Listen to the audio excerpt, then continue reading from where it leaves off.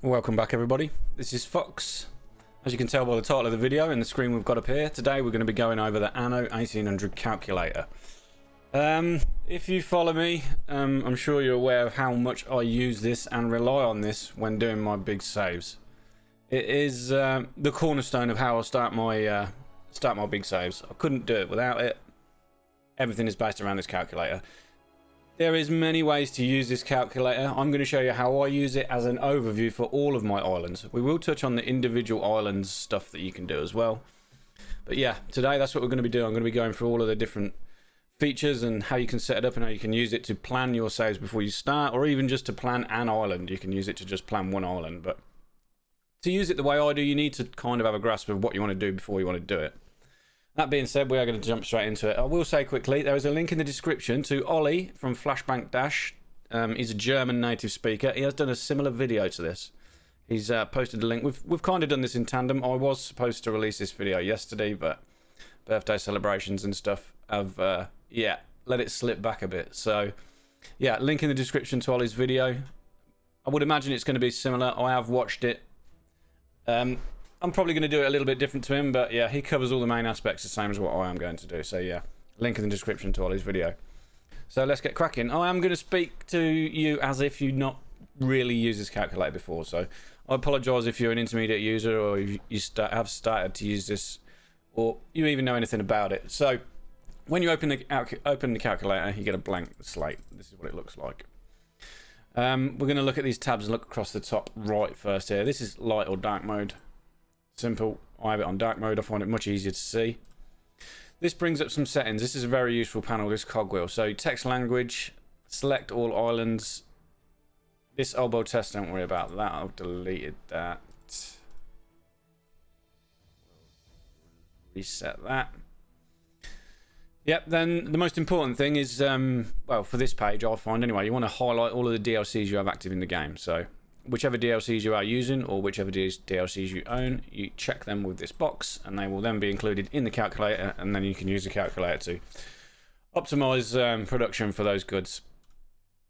This one gives you a little tutorial video on Dux Vitae, by the way. The creator of this calculator is a member of the Discord. So if there's anything I don't cover, if you want to join the Discord, again, link in the description. You can ask me or some of the other record builders in the group use this calculator as well, so there's always people about to ask. But the actual creator of this program, as I say, Dux, is a member of the Discord. So if you get stuck, probably don't ping him, ask me, and then I can ask the question and we'll probably get an answer because he might get a little bit annoyed. But yeah, you can download and import save file versions of this as well if you want to share them with your friends. So I can import my one that I'm working on in a minute, click on it, one click, now it's loaded. So this is the save file I'm working on at the minute. I'm planning for 16,000 engineers, 16,000 investors. These are houses, by the way. This then gives us a population at the bottom there, what they will produce. And then it lists all of the goods that you will need. And you can modify all the production rates and stuff, but we are getting ahead of ourselves. So let's reset this for now. Let's go to this tab along here. This one, very important. If you are going to be using the newspaper for needs consumption, this is where you input it. For me, I use all of the three propagandas for austerity, so -10, -20, -30. This gives us a reduced needs of -68%. If you are doing, excuse me, if you are doing a save for large population, you are going to want to be doing this. You're going to have to utilize the newspaper to reduce all of the needs. Otherwise, the amount of population you're going to get is going to become very underwhelming very quickly. So yeah, check all these three boxes. This part we won't worry about yet. This is where you input any items and stuff, but this list will grow as we progress through the calculator later on. I then got this section, modify production change. This is simply where you tell the calculator in which region you would like to produce each good. So obviously beef, it can be produced in cattle farms in the old world, cattle farms in the new world. For an overview like mine, where I am not using it for individual islands in each region, I normally leave this blank. That way when it comes to beef being shown, for example, if I quickly input quickly being the optimum word, some obreros. If we look at the tortillas, click on a cattle farm. At the minute, the cattle farm is being shown as in the region. So this is telling me that I will be making the beef for my tortillas in the New World. Now, if we go up here, click on this, you can choose whether you want to make it in the Old World or the New World. So if for some reason you wanted to make the beef in the Old World, click on that. Now this cattle farm is an Old World cattle farm. When you get other production chains that use beef in other regions, for example, if I click on engineers, canned food is there. This should also bring up the one for the New World as well. Probably getting ahead of myself. This will unveil itself as we go further on. But yeah, let's reset this again. So yeah, you can choose which region you want to make goods. So things that are producible in multiple regions, such as coffee. If you know you want to make all your coffee in the New World, highlight this. Then when you are modifying the coffee icon, so anytime now we are messing around with this coffee roaster, this is a New World coffee roaster. So everything we select in here and the production rates and the speed that it produces at are based on the New World coffee roaster. If you want to change it to an Old World one, then go in the top and change that over. Yeah, same region as consumer is alright for a starting point until you come to something that you know you're going to want to make. I usually go through this before I start the save and change everything. Like iron. I know I'm going to want to make all of my iron in the Old World. Same as my coal. Caoutchouc. I know that I'm going to be using the hacienda for these. Hacienda caoutchouc production. It's easy just to quickly flick through this. Like furs. Hunting cabin in the Old World, if I was making furs. Iron, Old World. Oil, I mean, that's going to be made everywhere. Rum, obviously this definitely wants to be made in the New World. You get the idea, and you just go through and logically work out where you're going to be making your stuff. And then that way, any time that you input or change something in there, you know that you're doing it for the Old World or New World variant, whichever one you choose. This box, then, this is very useful. This is like the extra goods box. So this is every single item in the game that can produce extra goods. And it's alphabetical from A all the way down to Yvonne the Yeoman. Excuse me.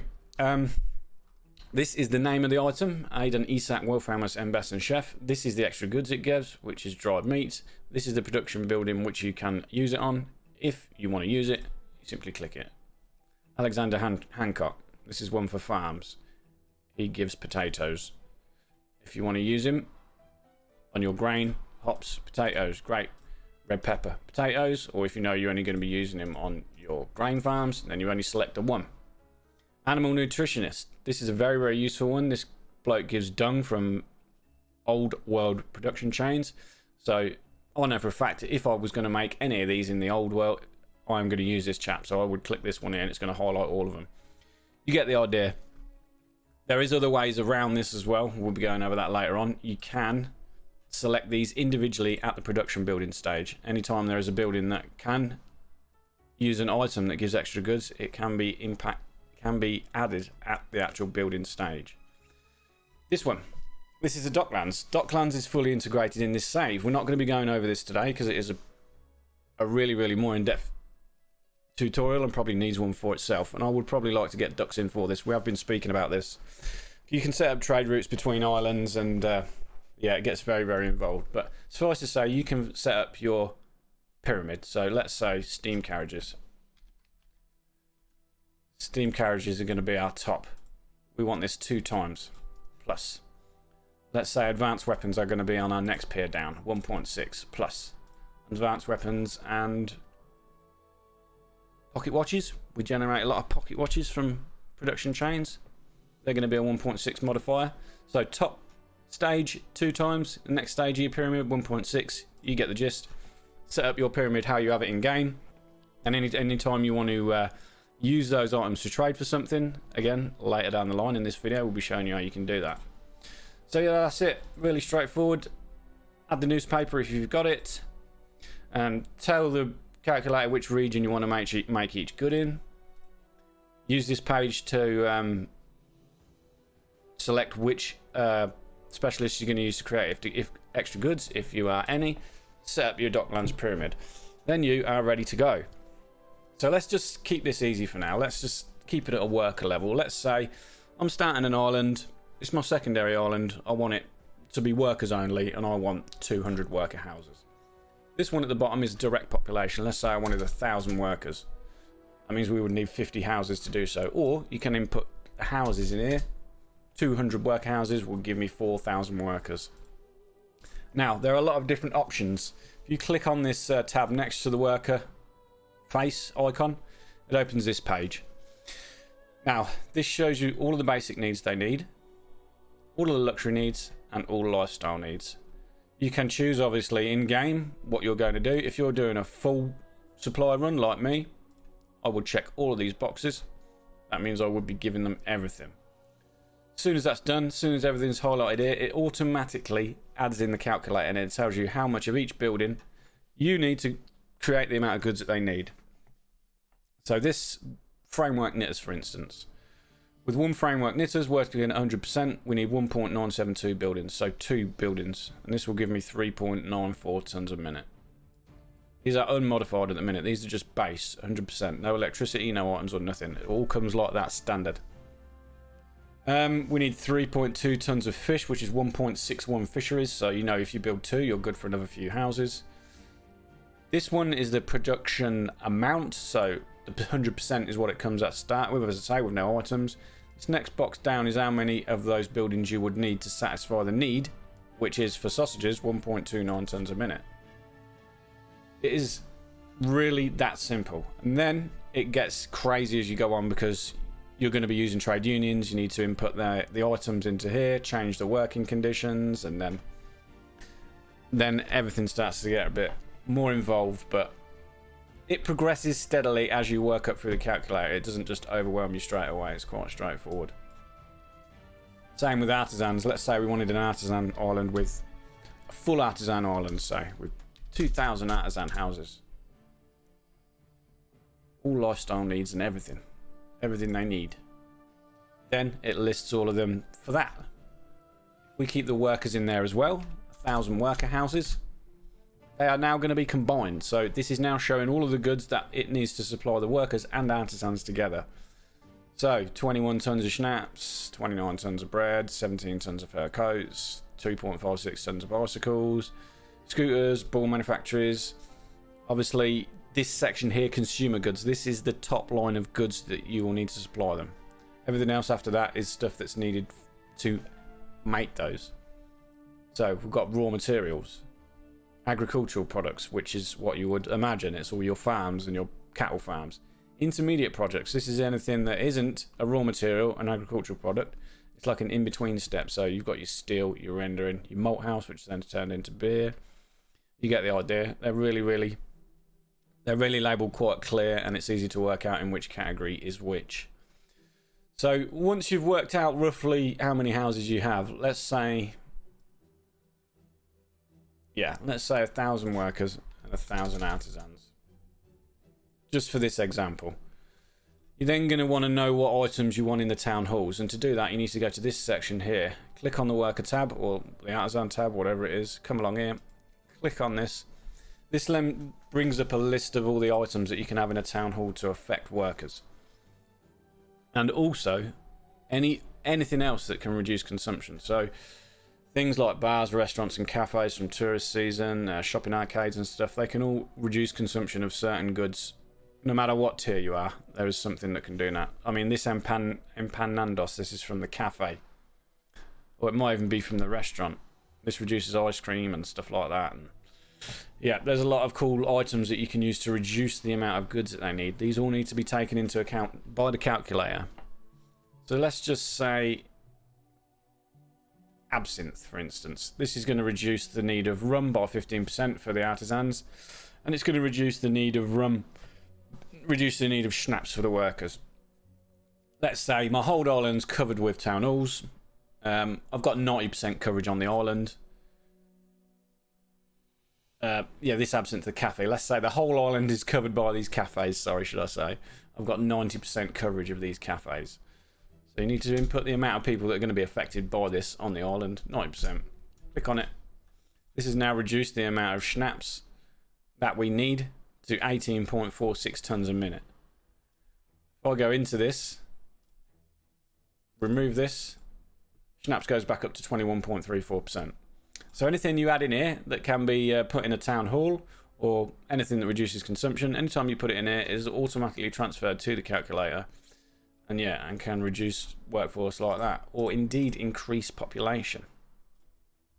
So let's say papal paper. Let's say we want to use the papal paper of prenatal preservation to increase the number of artisans we've got within the radius of these town halls. Let's say we're going to use that. Let's say again we've got 90% coverage on this island of town halls. If we click on that, you can see the number of artisans on this island as it stands is 75,000. We click on that, it's jumped from 75,000 to 83,100. This is assuming that 90% of these 1,000 houses are inside a town hall being affected by this, because 90% was the amount that we input. Then it just scales from there. Anytime you add an item to your town halls, make sure you add it in here. Make sure you work out how many are inside the town halls. There is an easy way to do this. I'm going to do a video about that later on down the line. And it's literally as simple as that, and then you just scale on. When it gets to engineers and investors, it gets a bit more exciting, or interesting should I say, because you have different tiers of skyscrapers. So engineers, if we click on the engineer tab, it brings up skyscraper levels. So let's say we built an island. It's got 500 level 3 skyscrapers, 500 level 2, 500 level 1. Now each one of these now comes with its own tab for goods and town hall products and town hall specialists and stuff like that. And it also has the different rates of panorama. So yeah, you need to work out what percentage of your island has what panorama, and then put it in here. Let's say our level 3 panorama is 50%. We calculated it and we know it's 50%. Let's say then we have strong panorama at 50%. Half of them were strong, half of them were intense for whatever reason. This then adds the amount of extra population you're getting per good in relation to the percentage of which panorama each of these have got.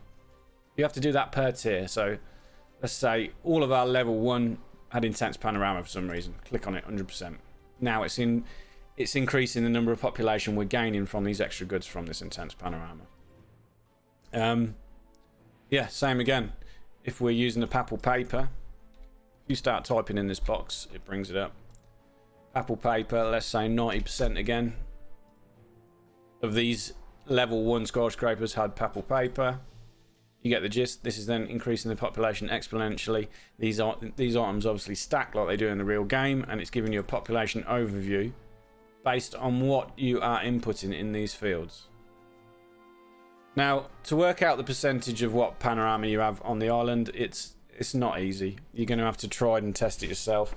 I based my 3-3 engineer investor mix are based on 90% intense. My level 3 ones, should I say, because I did 3 engineers and 3 investors. I based it on 90% intense,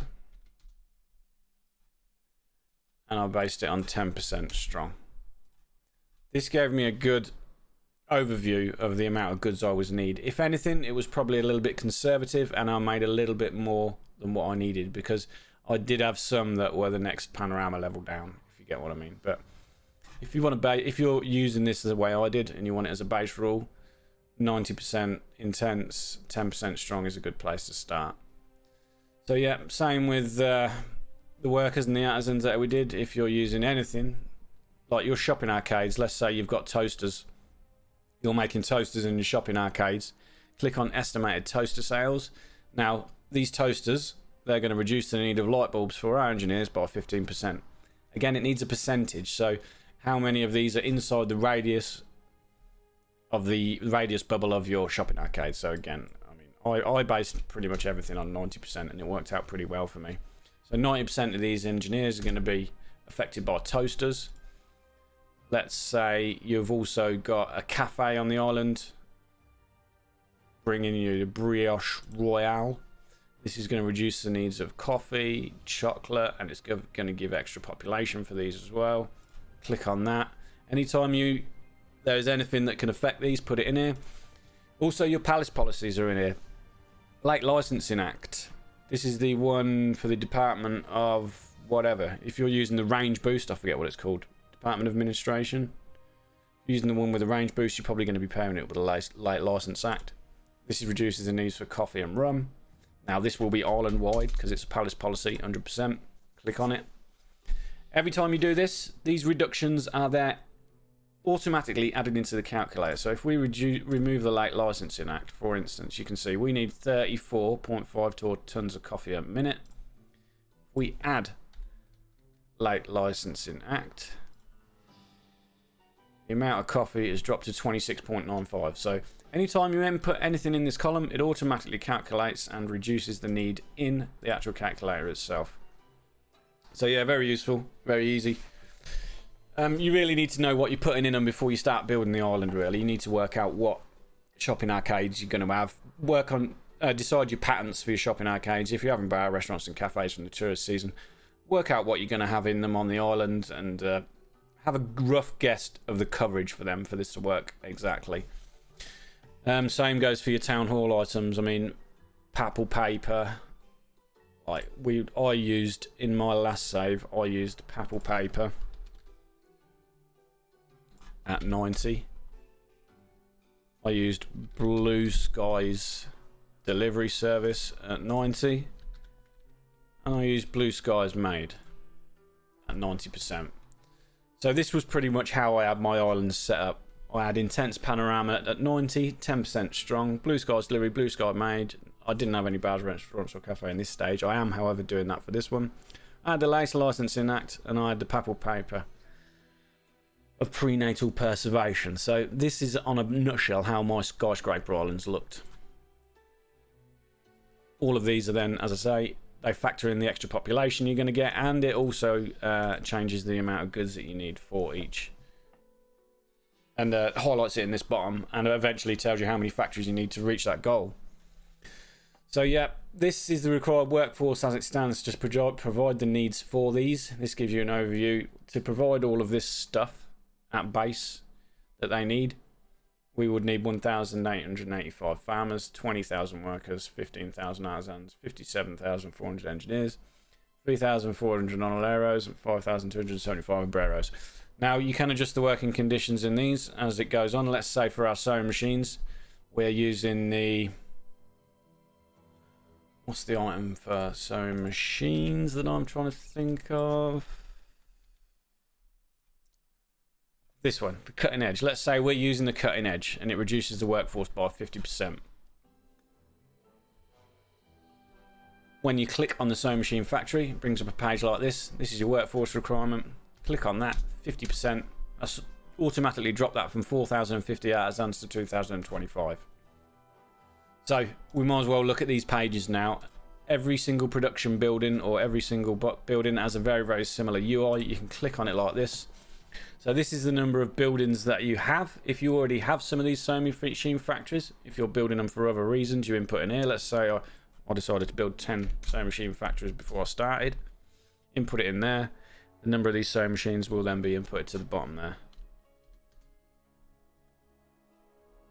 But normally you're going to leave this blank because it's going to tell you how many to make. So, sewing machines. The page that we looked at earlier, up here, with the extra goods, Bruno Iron Bright. Here's one you're going to want to be using in your sewing machine factory. If we click it there, we then go back to the sewing machine factory. Here's highlighted there. If we uncheck it, go back here, it gets unchecked. These correlate with each other, so it's two ways of setting up the items that you're going to use inside your trade unions that affect them. I like to do it at this level when I come to it. So I know for a fact I will be using Dario and Bruno on my sewing machine factories. and I'll be using a ferrous as well. So let's set this up for my sewing machine factories in this save, how I'm doing it. My sewing machine factories flat out are at more than 260. I'm guessing they're filling up. Yep. We are at 100 plus 40 plus 50 plus 60 plus 50 plus 100. We're at 400%. So with the item selection I chose, I knew our productivity is going to be 400%. You input that into the box at the top. I would imagine I'm using a ferrous. No, I'm using a bell for minus 50, and this minus 50. So my sewing machine factories are actually at 0 workforce. Even better. Means we don't need to build any artisans to power them. So 0 workforce, 400%. Dario the mechanical engineer, Bruno Iron Bright. This means to satisfy these 500 engineer houses with a population of 115,000, I would need 6.61 sewing machine factories. Now, because we're using Dario and Bruno, these extra goods automatically, when you click on this, get added to the list. So we go to gramophones. You can see we are making 6.61 tons of gramophones. These are extra goods coming from gramophone factories. I'm making 6.61 tons of gramophones from sewing machine factory. Dario, sewing machines, 6.61 tons of gramophones. We go to heavy weapons. Bruno, via the sewing machine factory, is making me 17.63 tons of advanced weapons. Same for the steam motors. Bruno, via the sewing machine factory, 17.63 tons of motor assembly lines. So we are in a surplus of 17.63 ton motors at the minute because we don't need them for nothing. If we introduce a production chain that does need those motors, for instance, let's say we build 10 investor houses. Those motors are needed in the production chains for a cab assembly lines, 0.03 tons a minute. Those will then be listed in here. So cab assembly line, 0.03 tons. It comes off the total. Yeah, it is what it is. Shows it nice and straightforward the way your production chains progress. Anytime you add an item that gives extra goods, for instance a bicycle factory, again, Dario, Bruno, let's say these are going to be clipped. If the building can be clipped, there is an option to set it up here. Let's say these can be clipped and they're at 450%. Now the number of motors and stuff has increased. It's going to show here. Bruno, clipped bicycle factories, is making 15.53 tons a minute of penny farthings. And this is only from the amount of production that's needed to satisfy them. I haven't input any extra factories. This is just the amount of factories needed to make the penny farthings. This is how many extra goods we're generating from them. Now, if we go to something like jewelers, these items that can change input are also in here as well. So the two items that show up in the column here are ones that change an input or reduce an input or remove an input, and ones that give extra goods. So for our jewelers, let's say we want to use the Goldsmith Gilbert. Changes the need from gold bars to gold ore. Now, at the minute, this is telling me I need 0.07 tons of gold to make this jewel. We go into the jewelers, change this to Goldsmith Gilbert. The need for gold bars vanishes, but the need for gold ore comes into play. 0.07 tons. Jewelers, 0.07 tons. Everything is interconnected. Anytime you choose an item that changes the input or removes input, the calculator updates automatically and lets you know that you don't need gold bars anymore, you need gold ore. Francois Stringberg, Crown Jeweler. He's going to remove the need for pearls. At the minute, the need for pearls is here, 0.07 tons. We bring him in. Pearls now vanishes. All we need is the gold ore, but we are getting pocket watches back for free. Clockmakers, pocket watches. We're getting 0.2 tons from our jewels, 5.83 from our bicycles, 6.61 tons from Dario. Now this is when you can start using your Docklands pyramid. If you start building up a huge stock of these pocket watches, you know you're not going to need. You can go up here. We've got pocket watches at an exchange rate of 1.6 in our Docklands pyramid. We've got it on the second shelf. Let's say we wanted to use those pocket watches to trade for champagne. You literally click on the champagne tab, come in here, change this to pocket watches, click on pocket watches, click plus. This automatically knows that the pocket watches are in whatever tier of the pyramid that you've set it up at the top. Click on it. This is saying it's going to take me 0.08 tons of pocket watches to generate whatever it is.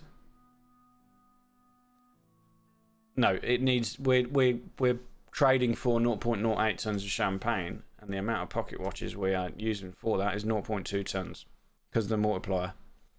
So anytime it's in red, it's what you're being used. So clockmakers, pocket watches, we're using 0.02 tons of pocket watches a minute.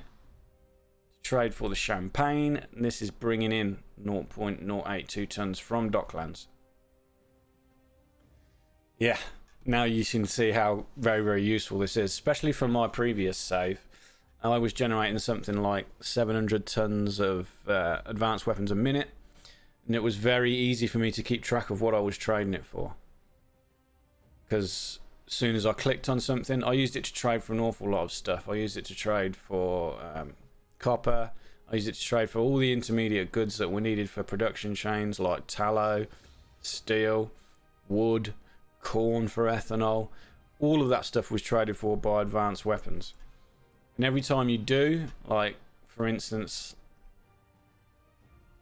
tallow is an intermediate good. It's not showing here because we haven't got any of these. I need an insane amount of tallow in my last save. It was something like 800 tons a minute.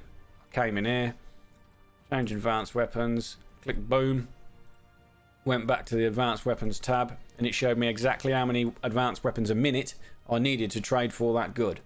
And then you can just build a tally. This will stack every time I add a new thing. Let's say we want to use the advanced weapons to trade for the sewing machines.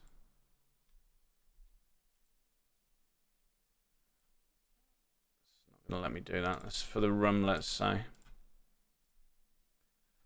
So we've used the advanced weapons to trade for tallow and rum. We're coming in now. Both of these are listed. We're trading for the tallow. We're trading for the rum. We're using 5.4 tons a minute of our advanced weapons to do this. And we're still generating. We still have 29 tons left because this is how many we're generating by extra goods, 34.68. This is how many we're using, 5.4. This is how many advanced weapons we've got left. So it's easy to keep track of what you are trading for via Docklands. And yeah, it just keeps it all in one place. It's super, super easy. There's not really much else to say, to be honest, apart from the palace policies we haven't gone over. If something that is made in the old world can make use of a palace policy, cab assembly line for instance, it can make use of the Heavy Industry, Heavy Goods Act, whatever it is, it can be clipped. Say we're going to use Susanna Bruno, and it can make use of the Skilled Labour Act. Now, highlight this. Now, the extra goods that are generated from the Skilled Labour Act are listed. It takes into account how much goods are going to be given for free by the Skilled Labour Act, and it all comes through in your consumption of how much you will be making. It's really easy. I suppose we should talk about if you want to do an individual island, because this is how I use it as a whole overview of my entire save. So I would have like 16,000. I mean, look, if we import my save file again. So I've got 16,000 engineers skyscrapers. These are all the things that are going to be affecting it on my save.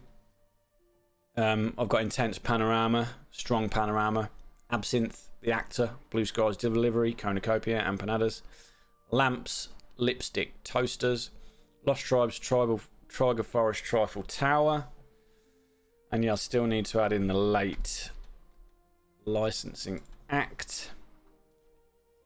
So yeah, big stack of things that are reducing needs. You can look at it's crazy. I'm reducing the need of a mezcal by 30. Lamps by 25, 5 and 15. Coffee is getting huge reductions. Chocolate. We're gaining loads of extra population from the intense panorama and the other items that we've got. Can really tell you in depth what you need. The local mail, this is a good one as well. So this tells you the amount of population gained. This column in the middle is the amount of population gained by supplying your people with this needs.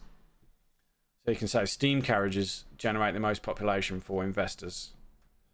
I'm generating 484,000 population from these steam carriages. The worst is probably coffee, 152,000. So if you're getting to a point where you're running out of space and you want to reduce the needs or don't have enough space to supply everything to an island, you can easily look in this column and see what is gaining the most population for you. So for me, it's easy choice to either restrict coffee or there was another one saying restrict light bulbs. Similar, identical increase in population. For me, I would just say coffee for investors. It takes up so much space, and you can filter down like that if you are running out of space. Lifestyle needs. Again, this shows you the amount of population gained by these. 1.734 million from overseas mail. You can see it's absolutely crazy. This is the amount of overseas mail I need as a save, and this is the amount of population that is needed to produce it. So I need 777 tons of overseas mail. I don't think I'm going to be able to do that for this save, but it's wishful thinking. I would need 388,639 population in the New World to generate that. Now, if the DLC wasn't so shit and it was impossible to draw all of that, you can't draw all of the mail from that population because it produces slower than what you can get it off the island, if that makes sense. But yeah, this gives you a really good overview of what you need. Also, if you are doing your shopping arcades and stuff like that, not only do you have to input it here so that the people receive the reductions and stuff from it, you have to input them in the calculator as well. So if we reset the calculator, if we come here, department store, let's say we've got toasters in our department store. We click plus. Brings up a box for this toaster. Now this is the number of these production buildings you have in your entire save or on island. So I mean, I think I've set mine at 100 for my save. So if I put 100 shopping arcades running toasters, click OK. This then puts the goods that is needed to run these into the calculator as well. So furnace, department store toaster, 100 tons a minute. Heavy weapons factory, 139 tons a minute. I don't know why this is there. Yeah, so if you're using your shopping arcades and you want to add them into the consumption, you want to add them into the calculator. Let's say, what am I making? I'm making bankers lamps, 100 of them. This then puts the light bulbs, brass and glass makers into the calculator as well. Also, these have an item that changes the input. Belinda San Pedro, I'm using that, so I'll highlight it on them. The input automatically changes, you can see. Changing from furnace just to straight iron. Same for the restaurant. If you're having a restaurant on your island running Archduke Schnitzel, let's say you're having 3 of them. The goods needed for these then input straight into the calculator. So pig farm potatoes rendering works. If you are using these items to give guts back, so Marie-Louise Carême gives canned food back, this one gives jam back. If you've got a trade union covering your cafes, bars or restaurants, click on it, automatically inputs into the calculator. So rendering works. Now, restaurant Archduke Schnitzel, 3 tons a minute. Same goes for your iron tower. If you're running, which one am I running? I'm running a trifle tower. I'm having 1 per island, so I believe it's only like 13. Let's say 15 iron towers for my save. Goods needed for this: the rum, the bakery, vineyard, and sugar. All gets added into here. Beef, cattle farm, consumption.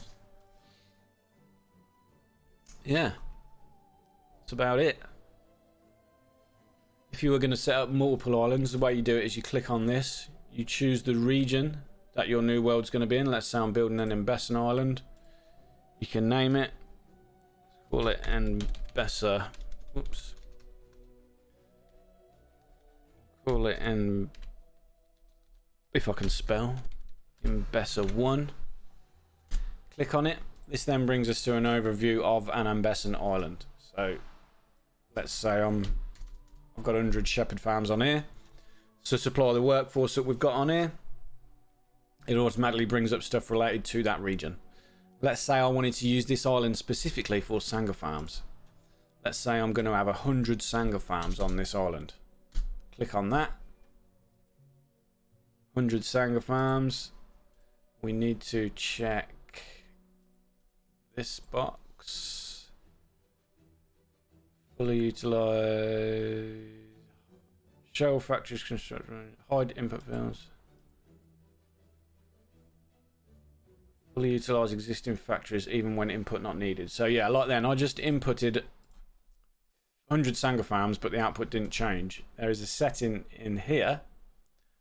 Fully utilize existing factories even when output is not needed. I mean, we don't need these Sanga farms for the Sanga, but we're going to use them for other stuff. So if I click that, it now shows that those 100 Sanga farms are making me 100 ton of Sanga cow a minute. Now, why would we want to do this? Because in my big save, I used Valentina Alvarez and the Ambessan nutritionist. I think they were at 200% or something like that. Now, this is making us dung. We go back to our... What's this dung not showing here? 100 tons a minute dung. You can see those 100 Sanga farms are making me 100 tons a minute dung from Valentina Alvarez. They're also making me 66.767 tons of milk, and they're also making me 25 tons of herbs. Now this is the need at the bottom, so we don't need the dung, the herbs or the milk in here. But if you click on it, it's going to show you the input of how much we are actually making. This doesn't automatically update your all islands. This is a totally separate overview. If you want to do an individual island for every island, you need to do that. That dung that we've just input on that separate island will not show up in this calculator. I would have to do it the same as this. I would have to go into shepherds. I would have to say how many shepherds I have on in over there. I would have to come to Sanga cows, input the 100 Sanga cows here. Now the dung will show over here. If I do Alvarez and the nutritionist, now the dung shows over here. At the minute it's saying our need is 0 ton a minute because we haven't introduced any goods that need it, but it's now showing it here. So there is a way to utilize all regions within this calculator, or you can do it individually. Build individual islands and you can set up trade routes between islands. Now let's create an old world island quickly. Old world, we'll call it Old World 1. Let's say we wanted to deliver that dung that we're making in Mbessa to Old World 1. So if we come here, we click on the dung, click on a trade route, say we want to send to Old World 1. Now this is the bit that confuses me. I can never work out whether this needs to be set to unload or load. I think because this is the island we're on, we want to set this to load. No, we want to set it to unload. So on the Mbessan island where we're making it, we want to send out, so deliver goods from our cart to Old World 1. This is showing minus 100 tons dung now on this one. Now if we go to Old World 1, go to dung, this is showing 100 tons a minute coming in from Mbessa 1. So we have sent 100 tons a minute of dung from Mbessa 1 to Old World 1. They are all interconnected like that. If you set up one on one island, it will come to the other. So let's say Sanga cows. Old World 1. For us to do that here, we would to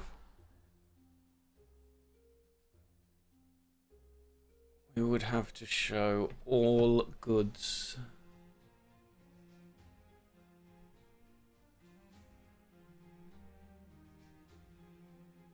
No, it's not a good idea. Let's say let's quickly say we are making some steam motors here. Let's say we wanted to send those steam motors to Embessa 1. Trade route. Embessa 1 wants 6.6 tons of steam motors. Boom. Minus 6.66 tons of steam motors coming from this island. We then go to Embessa 1. Steam motors will show up here as a plus 6.7. So I very rarely use this feature because I log my trade routes differently within the trade route menu in Anno. I find it easier to do that. But yeah, there is a way you can pair up your islands, send goods back and forward. You could even transfer, say we were using the steam motors from one island to trade for goods on another. You can do that. You can do a set of trade route with steam motors to an island, and then it will show those steam motors in their stock, and then you can trade for them on that island for whatever you want during Docklands. Yeah, very, very useful. There's not really much else to it, to be honest. It's pretty straightforward. It's simply a matter of working out how many houses you want, or let's say you wanted 1 million. You wanted 1 million investors. We were going to use papal paper. This increases it to 1.3. So yeah, anytime you input anything, it changes the overall value at the top. So 20,000 houses, investor normal houses, just with the papal paper will give you 1.3 million. So yeah, it is literally as simple as that. Work out how many houses you're going to have. If you want to do it island by island, be my guest. Input the items you're going to have inside your train unions or any item that is going to affect it in this column here. This is the percentage of people that are going to be affected by it. So if it's a town hall item, it's the percentage of houses you're going to have inside the town hall. Or if it's a bar, restaurant or cafe, it's the number of them that are inside the reach. As I say, there are ways to work that out. One of the ways to do this is use this item.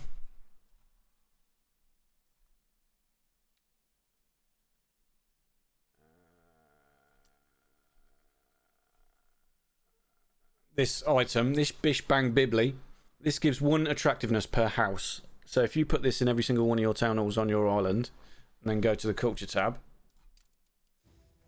in here, it would show here attractiveness from that item in here. And that number would be how many houses are on that island inside the radius of a town hall.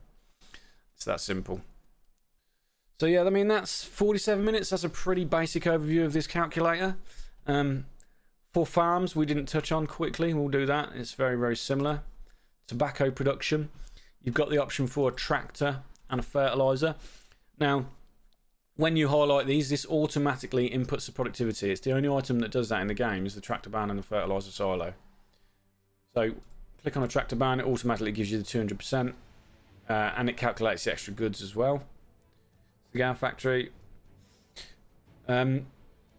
Tobacco plantation, obviously all of the different items that you can use here. Let's say we're going to use Mrs. Brown and Dr. Ali.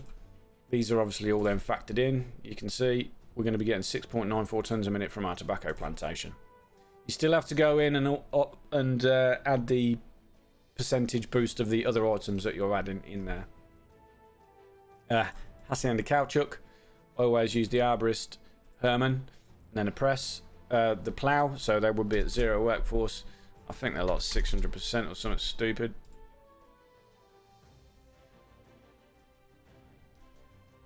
With the tractor and that highlighted. Yeah, crazy.